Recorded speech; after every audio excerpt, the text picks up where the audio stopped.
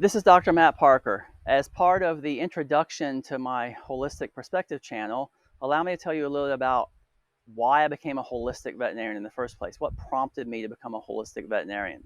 So as I stated in the introduction video, I didn't know anything about health or wellness before vet school.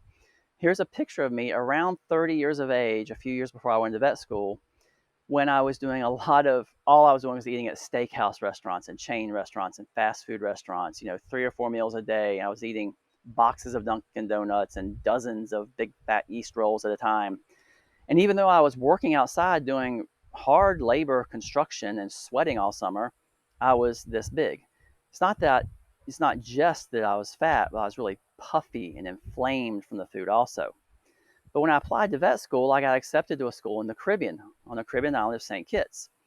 And when I moved to this Caribbean island, there were no chain restaurants or steakhouse restaurants or fast food restaurants. I had to eat some local foods, chicken and a few other meats, and eggs.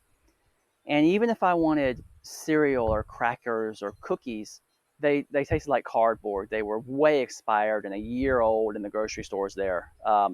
So here's a picture of me, I think about 5 months after I got to vet school in St. Kitts. Now you can already see I've lost a lot of weight and I look a lot better and a lot less puffy.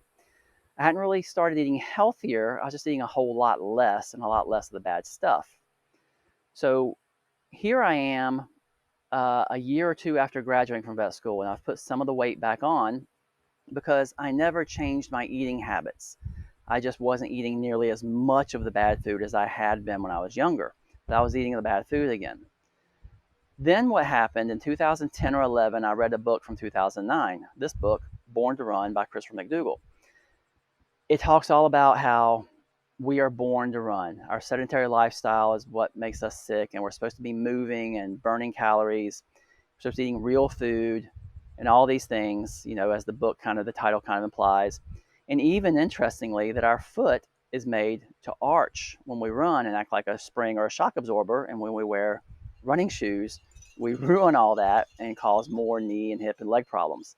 We wear running shoes because we're running on asphalt and concrete, which is not what nature intended. We're supposed to be running on grasses and gravel and creeks and boulders and things. But anyway, those are interesting tidbits that made me start thinking about my veterinary patients and their body and how things move differently, and as well as their food. So those two big overall things, learning about how food affected me and how much weight I lost and less puffy I was just by eating differently, not even from exercising more. And then secondly, the Born to Run book about how we're supposed to be exercising and active lifestyles and not inside in cubicles. Those things, those changes made me start seeing improvements in my own health and fitness and energy level. So I naturally applied that to how I thought about veterinary medicine and my patients. Here's a picture of me a few years ago when I was at my leanest, when I was really running in the mountains and my lifestyle was great and I was relaxed and stress-free and eating well and everything was great. And you can see me now. I'm not quite as lean as I was then, but I'm still way better than I was when I was younger.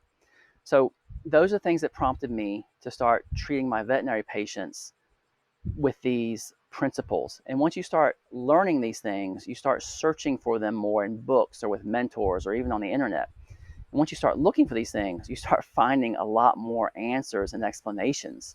So that's kind of how I got here, and that's why I'm here to talk about my holistic perspective. Thank you.